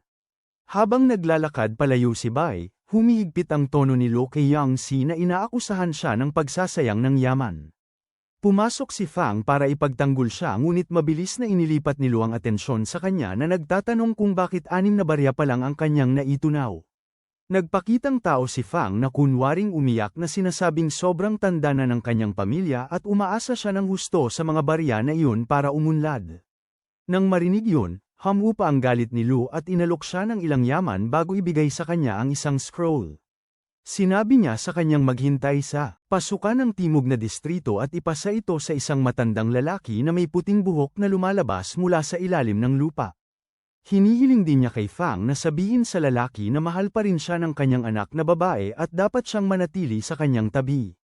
Sa sandaling makakuha si Fang ng pangako ng sapat na mapagkukunan upang maramdaman na siya ay mayaman, mabilis siyang nagtungo sa tindero na ipinagmamalaki na sinabing mayroon na siyang higit sa 1,000 kredito. Humihingi siya ng pangatlong antas ng vitality pill ng pinakamahusay na kalidad kapalit. Agad na napagtanto ng matandang nagpapatakbo ng tindahan na si Lu ang dapat na nagbigay sa kanya ng maraming puntos at nang magtaka siya kung ano ang kinailangan ni Fang para dito, masayang ibinibigay ni Fang ang scroll. Tumingin ang matandang lalaki at bumulong na tao ay naglalakad patungo sa kanila. Dahan-daang naglalakad si Fang habang nag-aalala. Alam niyang nasa panganib sila. Ang hangin ay tila naging mabigat at ang dilim ay nagdadala ng takot. Sa likod ng mga puno, ang mga kaibigan niya ay tahimik na nagmamasid, handang tumulong. Ang matanda ay ipinadala si Fang na lumipad sa isang galaw at biglang nawala. Iniwan si Fu na frozen habang sinusubukang intindihin kung ano ang nangyari. Kinabukasan, ipinaliwanag ni Fu kay Fang na ang taong nakasalubong niya kagabi ay walang iba kundi ang hari ng ahas na si Wukasen na nasa ika-47 na ranggo at ang assistant principal ng Mo. Nilinaw niya ang pagkalito na ang tao ay hindi ama ni Lu kundi asawa niya at mayroon pa silang anak na babae. Idinagdag ni Fu na ayon sa kanyang tatay, isang beses ay dinala ni Principal Wu ang kanyang anak na babae sa isang underground mission at nauwi ito sa pagkawala niya. Pinanood na walang magawa habang siya ay namatay. Mamaya habang si Fang ay abala sa pagsasanay, dumating ang kanyang mentor at ang bise-punong guro sa tagabantay ng sorpresa. Malapit na pinagmamasdan ng hari ng ahas ang kanyang sarili nang gamitin ni Fang ang kanyang mental na enerhiya upang hulihin ang mga particle ng enerhiya, isang bagay na karaniwang nagagawa lamang ng mga mandirigma sa ika-6 na antas kahit na si Fang ay nasa 3 antas pa lamang. Nang makita ang nakakabilib na pagpapakita, agad na napagtanto ng mga mentor na ang kanilang estudyante ay isa sa mga bihirang makapangyarihang mutant na mandirigma. Pagkatapos niyang matapos, masayang inanunsyo ni Fang na naabot na niya ang rurok ng 3 antas at nakuha ang pag-aproba ng kanyang guro. Sinabi niya na bumalik siya mamaya upang maituro sa kanya ang mga advanced na teknika. Nang sumunod na araw, nagsimula si Fang ng masusing sesyon ng pagsasanay. Sa ilalim ni Master Lu. Sa wakas dumating ang malaking araw at ang lahat ng mga batang estudyante ay naghahanda para sa kanilang pagbaba sa ilalim ng lupa. Ang kanilang mga guro at ang mga matatandang may karunungan ay dumating upang saksihan ang kanilang pag-alis, nagbibigay ng mga salita ng pampasigla at pinapaalala sa kanila ang tungkulin at responsibilidad na dala nila sa paglalakbay na ito patungo sa lungga. Habang sila ay naghahanda na umalis, binabati sila ng mga nakatatanda na umaasang makikita silang bumalik na buo. Pagdating nila sa destinasyon, sinabi ni Tang Fang sa lahat na kunin ang kanilang mga kailangang bagay at ang mga grupo ay sabay-sabay na nagsimulang maglakbay patungo sa military checkpoint kung saan ipinakita niya ang kanyang permiso sa isang sundalo na malinaw na kasing antas niya. Sa puntong yun, lahat ay pumasok sa underground mission hall kung saan ang mga mandirigma mula sa lahat magtipon para makipagkalakalan ng loot para sa mga kapaki-pakinabang na bagay. Pagkatapos noon, naglakad sila patungo sa mas malaking pinto ng alloy na naghihiwalay sa base mula sa ilalim na itinayo upang pigilan ang anumang pagkakataon ng pagsalakay. Matapos pahintulutan sila ng isang lalaking parang si Jack Sparrow, sinabi niya kay Fang na huwag magpapatay ng sarili at ipinaliwanag ni Tang na ang pinto ay nagpapahintulot lamang sa isang tao na dumaan sa isang pagkakataon. Habang papunta ang grupo sa isang silid kung saan umakyat sila ng mga hagdang-hagdang patungo sa nakakatakot na pulang vortex. Lumapit si Fang dito at ipinasok ang kanyang braso na ginulat ang lahat sa pagpapaakit na ito'y nabasag bago niya aminin na siya'y nag-overreact. Nagalit si Salman kaya't inuntog siya ng paa gaya ni Chuck Norris. Sa interdimensional na daanan na gawa mula sa mga particle ng enerhiya. Habang iniisip ni Fang na sumipsip sa lahat, mabilis na binalaan siya ni Tang na magpaka-relax o babagsak ang buong daanan at ipinaliwanag na ang pintuan ay nagiging hindi matatag habang araw-araw na lumilipas at kung ang lupa ay direktang kumonekta sa ilalim ng lupa at mabaygo silang hawakan ang linya, tapos na ang sangkatauhan. Napagtanto ni Fang na ito ay magtatrap sa lahat ng nasa loob na walang pagkakataong makabalik, kahit ang kanilang mga katawan at sa mabigat na pag-iisip, pumasok na silang lahat. Sa loob, ipinakilala ni Tang sila sa isang makapangyarihang ika-6 na ranggo mula sa ilalim ng lupa. General Su na nangunguna at ginagabayan sila pasulong hanggang sa maabot nila ang isang sira-sirang lugar na tinatawag na Hope City na bahagyang natutustusan ng mga kinakailangan para sa mga martial artist na makatira. Ipinapaliwanag ni General Exu na ang Taiman City ay nagsasagawa ng mga operasyong militar laban sa Hope City ng ilang beses sa isang taon at palagi silang nasa depensiba hanggang ngayon pero sa pagkakataong ito sinasabi niyang panahon na para makabawi ang Hope City. Ang mga planeta ay nagpadala ng mga nakakalat na squad ng mga mandirigma para linisin ang maliliit na unit ng kaaway na nakapalibot sa lugar at pinababatid niya ang mga estudyante na ito ay isang totoong laban ng buhay at kamatayan habang siya rin ay nagbibigay diin na ang kanilang unang tungkulin ay simpleng makakuha ng isang iayos ang sitwasyon at sundin ang mga utos ng tama habang nasa ilalim ng lupa. Habang umaalis sila sa lungsod, inilalarawan ni Tang ang mga malupit na katotohanan ng ilalim ng lupa na naglalarawan ng madilim na hinaharap.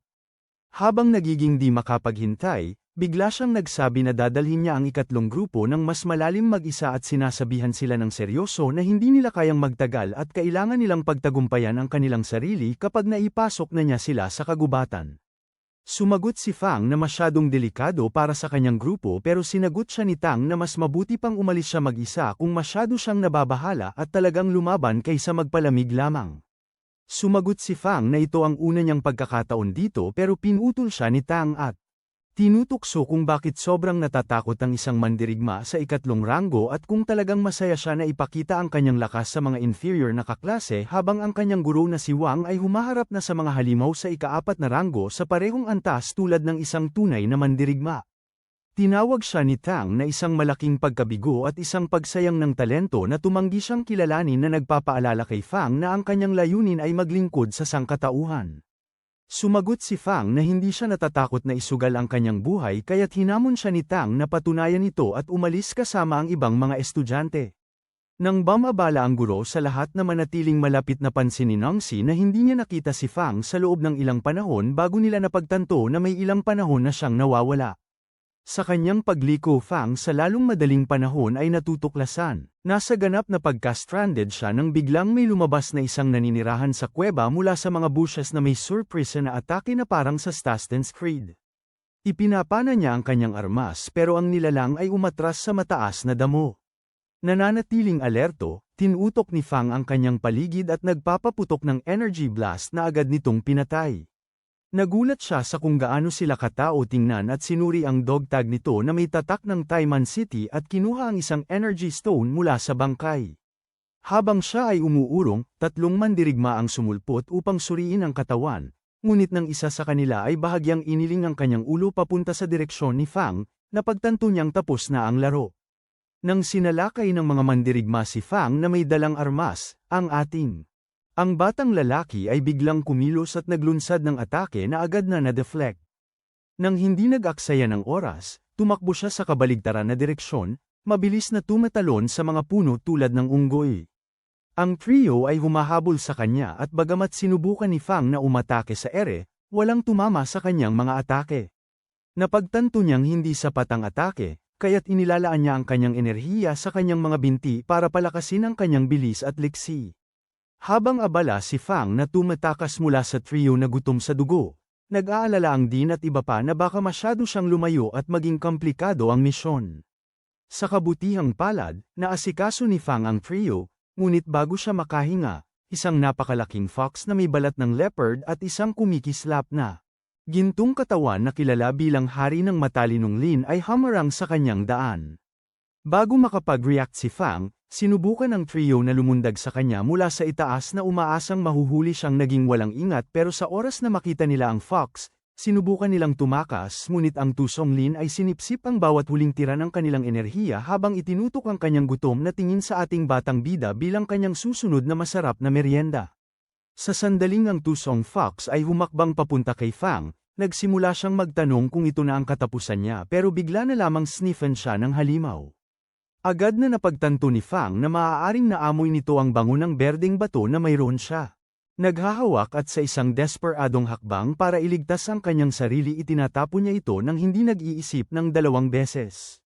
Mukhang nahulog ang fox sa pang-akit at nilulunok ang napakamahal na batong yon pero sa oras na nagsisimula si Fang na isipin na nahihirapan na niya ang hayop na nakatuon sa kanya at nagsisimulang magpahirap sa kanya ng nakakatakot na bilis. Samantala, ang dekano ng paaralan ay tumitingin sa paligid ng gubat umaasang hindi nakuha ni Fang ang isang bagay na kasing baliw ng pagpasok sa lungga ng fox dahil alam niya ang panganib nito at napagtanto na ang matalino at mapanlikhang nilalang na ito ay halos makalusot sa ika-8 antas na magiging isang ganap na bangungot na kaharipan. Noon biglang tumigil ang fox sa pagdedsaksyon, enerhiya at walang pakialam na bumalik para humiga sa kanyang karaniwang lugar ng pagtulog. Matapos ang pagsasayang ng 14 na milyong martial art points at ubusin ang bawat piraso ng energy stone na mayroon siya, si Fang ay biglang umalis sa lugar na nangangako sa hari ng mga fox na siya ay babalik na may mas masarap na mga pagkain katulad ng mga mandirigma at sa kanyang pagtalon palabas ng teritoryo na natatawa na parang baliw tungkol sa kung paano siya talagang nakaligtas. 4 na mandirigma ang biglang lumitaw sa harap niya. Nang walang sinayang na oras, tinukso ng aming tao ang mga ito papunta sa fox at sa pagdapo ng halimaw sa kanyang mga bagong merienda, si Fang ay muling umarangkada sa isang nakabibighaning pagtakas. Hindi nagtagal, nakatagpo si Fang ng isang ganap na ibang grupo ng mga mandirigma na hindi tingnan ng anuman tulad ng mga dati at nang makita niya ang totem na may dala sila parang may kakaibang pamilyar dito at nagsisimula siyang magtaka kung plano nilang atakihin ang Hope City. Napagpasyahan na kailangan niyang magbigay ng babala sa syudad agad-agad nagpasya si Fang na bumalik pero ang tanging daan palabas ay diretso sa teritoryo ng hari ng fox. Nang malaman ito bumalik siya sa lugar ng halimaw at napansin niyang tapos na itong kumain sa lahat ng mga sundalo. Napagtanto niyang wala na siyang magagawa tumayo na lang siya roon at hinayaan ang halimaw na ubusin ulit ang kanyang enerhiya. Habang tumitingin-tingin nakita niya ang isang gauntlet na nakahiga sa isa sa mga mandirigma at ipinakita ito sa hari ng fox na nagtatanong kung maaari niya itong kunin para makapanghuli. Mas marami pang pagkain para sa kanya. Nagulat siya nang ang item ay nagbigay sa kanya ng higit pa sa 6 na milyong puntos at nagsimula siyang magtaka kung ang pagtipo ng higit pa sa mga ito ay makakapag-level up sa kanyang sistema. Sa pag-aproba ng hari ng fox, muling umalis si Granity at sa pagkakataong ito si Fang ay halos naging personal na cheat code na niya ang makapangyarihang hayop na ito. Pagkatapos makakuha ng sapat na loot mula sa lahat ng mga nahulog na mandirigma, umalis siyang muli na handa para sa susunod na hakbang. Samantala, dumating si Lu at nalaman na nawawala ang kanyang estudyante ngunit bago pa siya makapag-react ng labis, sinabi sa kanya ni Tang na ang tunay na prioridad ngayon ay ang pag-aasikaso kay Taeyam at sa lungsod at habang nagsisimula ng uminit ang pagtatalo, biglang nakita ng lahat ang aming batang tumatakbo na parang isang baliw sa kanila at agad na nagliyab ng saya sa kanyang pagbabalik. Sumigaw si Fang ng tulong habang tumatakbo dahil ang mga mandirigma ay nasa likod niya at hindi nag-aaksaya ng oras. Sumugod si Tang at iniligtas ang ating batang lalaki sa pamamagitan ng pagtalon sa laban-laban sa mga mandirigma sa ikalimang antas. Napagtanto ng pinuno ng grupo na wala siyang laban kaya't ginamit ang kanyang mga tauhan bilang pain at tumakas, ngunit mabilis na anabangan siya ni Tang, nahabol siya at pinagsakluban bago siya pinabayaan na lumakad na may ilang nabaling buto. Habang lahat ay naghihintay, sa wakas ay dumating si Fang Ping hawak ang mga medalya ng mandirigma mula sa kuweba sa kanyang kamay at may pagmamalaki na sumigaw na hindi niya nasira ang misyon at kahit na nakapagpatay ng isang pang-akyat na ikalimang antas. Tier Warrior. Napag-alaman ni Lu na ang kanyang anak ay ipinadala sa isang misyon at nagalit siya sa dekano pero nang makita niya ang kanyang mga estudyante na andyan at ligtas hindi niya mapigil ang ngumiti. Ang mga sundalo sa paligid ay nagsimulang sumigaw ng pangalan ni Fang at parang ganun na lamang ay opisyal na siyang nakilala. Nang maglaon sa araw na yun habang inaasikaso si Fang, pinagsabihan siya ni Lu dahil sa pagsasapanganib ng kanyang buhay. Pero mabilis na binago ni Fang ang paksa at nagsimula siyang magkwento tungkol sa nakita niya habang tumatakbo. Idinadagdag na mayroon siyang pakiramdam na ang Fate City ay maaaring nasa seryosong panganib. Nang marinig ito ng mga nakatataas, walang sinayang na oras at nagmadaling maghanda ng mga depensa. Nang maglaon, mga sundalo mula sa iba pang base magtipon habang nag-uusap ang mga guro tungkol sa kung gaano sila kalaki ang kakulangan at na ang dating prinsipal ay hindi na makikialam ngayon dahil halos wala nang natitirang katatagan ang kanyang ginto at ang paggamit nito ngayon ay maaaring magdulot ng kapahamakan sa kanyang buhay. Sa infirmary, sinabi ni Sumei kay Fang na pupunta sila sa digmaan laban sa Underground Army at nagbago ang atmosfera habang naging seryoso ang lahat hanggang sa sumingit si Fu na nagsasabing ito ang perpektong pagkakataon para mag-level up nang hindi pa nangyari dati na agad na nagpasigla sa iba pero sinabi ni Guro Lu na dapat siyang huminto dahil siya ay nasugatan at sumagot si Fu na dapat ay tigilan na ang pagkuha ng atensyon na parang nagpapakyut. Sinabi ni Fang na hindi siya mananatiling tahimik sa kaalaman na maaari niyang mawala ang lahat sa isang suntok. Umamin siyang natatakot siya sa kamatayan pero mas masakit ang mawala ng mga kaibigan at handa siyang labanan ang dalawang lungsod mag-isa kung kinakailangan. Biglang ibinabalik siya ni Guro Lu sa realidad na pinapaalala sa kanya na puno ng mga halimaw na ika-8 at ika-9 mula sa kalaliman ang lugar. Gayunpaman, humihingi si Fang kay Yang Si ng mga pampatagal ng buhay at nilulunok ito na parang walang halaga habang binalaan siya ni Fu na may mga malaking sapatos siyang kailangang punan. Habang tinitingnan ni Fang ang kanyang sirang armas, dumating ang kapitan at ibinagay sa kanya ang isang B-grade na crescent blade na nakuha mula sa isa sa mga kaaway na naipabagsak niya. Sa puntong yun, ang lahat ay naghanda na may bagong kagamitan nang magsimulang dumagsa ang mga reinforcement sa portal. Kasabay nito, napagtanto ni Fang, ang pinsala na tinamo niya ay lumampas na sa paggaling kaya ang tanging pagkakataon niya ay tuluyang itulak ang kanyang sarili patungo sa ikawalang ranggo ng gintong katawan tulad ng puno ng paaralan kung nais niyang magkaroon ng tsansa sa laban na ito. Pinatibay ng isip na yun, nakatuon siya sa kanyang layunin na makahabol kay Senior Wang pagkatapos ng pagsabog. Mamaya sa silid ang bunga, ipinagmamalaki ni Kim na isa siya sa 2 ikatlong ranggo na tinawag upang tumulong at nagsimula ang briefing kung saan ipinaliwanag ni Tang kung sino ang kanilang target. Nang sabihin ni Xiaolei na hindi siya basta-basta titigil, tinanggihan siya ng malaking tao na nagsasabing kahit ang kanyang kapangyarihan ay hindi mahalaga sa laban na ito at na ang digmaan ay nasa ilang playground kaya kailangan nilang sundin ang kanilang mga utos ng mabuti. Pagkatapos ay inilabas ng mga sundalo ang 2 kayong puno ng mga bato na nagbabalik ng enerhiya pero hindi nagtagal, umingay ang sigaw ng digmaan at napilitan silang umatras. Sa larangan ng labanan, ang mga mandirigma ng kuweba ay nakakalat na at handang umatake anumang oras. Idineklara ng general na oras na para umatake ang sangkatauhan at lahat ay winasak ang kanilang mga bato ng enerhiya para lumakas habang isang napakalaking labanan sa ere ang sumiklab. Bawat mandirigma ay todo na. Habang ang mga nakakatakot na tao mula sa kuweba ay hum-crawling sa pader na parabang mga maliliit na titans ng kariton, si Xiao Wen at Xiao Lei ay tumalon sa aksyon at ipinakita ang resulta ng kanilang pagsasanay. Kasabay nito, si Yang Zi at ang kanyang guro na si Bai ay nagtutulungan na parang isang dynamic na duelo habang sina Fang at Fu ay nagpapatunay na kasing kahanga-hanga sila na humakbang bilang ang tunay na Dream Team. Nakatayo na magkatalikod ang dalawa at pinapalayas ang grupo ng mga tao sanggol na parabang wala lang hanggang biglang may umaambush na ikaapat na ranggo na NPC. Pero bago ito umabot ng malayo, pumasok si Qin na may pagkamanhid ng ngiti na nagsasabing pumili ang kaaway ng kapareho niyang laki, at nag-attack ng todo hanggang sa napagpasyahan nitong maging seryoso. Nang sinubukan ng mandirigma na lumaban, walang pakialam na ibinato ni Qin ang kanyang espada sa langit at tinamaan nito ang pagmamalaki ng kaaway. Pinapadaan ito ng diretso sa bumabagsak na talem na brutal na tumusok dito sa epekto. Pagkatapos noon, nag-power up ang mga sundalo sa mga balanse at naglunsad. Malalaking bolt na mag-wipe out sa mga maliliit na isda at pipinsalain ang supply ng kaaway habang ang mga tagapagturo ay madaling napapadali ang mga mandirigma sa gitnang antas. Nanatiling itong nag-uudyok sa general ng kaaway na mawalan ng kontrol at siya ay sumugod ng diretso kay Wu, na nag-iwan sa lahat na hindi alam ang gagawin habang parehong nahihirapan ang mga nangungunang mandirigma na ipaglaban ang kanilang posisyon laban sa mga kaaway na may malinaw na bentahe sa ranggo.